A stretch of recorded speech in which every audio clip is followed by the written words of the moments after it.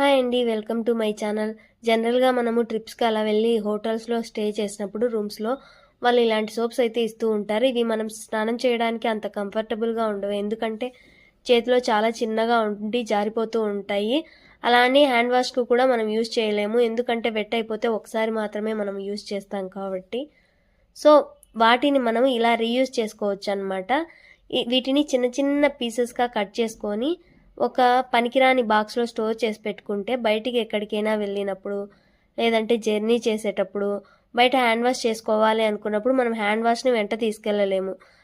అలాంటప్పుడు ఏంటంటే మన దగ్గర ఆల్రెడీ ఒక వాటర్ బాటిల్ మనం పెట్టుకొని ఉంటాం కాబట్టి, వీటిని తీసుకొని ఒక్కొక్క పీస్‌ని మనము హ్యాండ్ వాష్‌గా యూజ్ చేసుకోవచ్చనమాట. ఈ టిప్ అయితే చాలా బాగా యూజ్ అవుతుంది. మీరు మెయిన్‌గా పిల్లలు ఉన్న వాళ్ళకైతే చాలా బాగా యూజ్ అవుతుంది. వీడియో నచ్చితే like, share, subscribe to my channel. Thank you.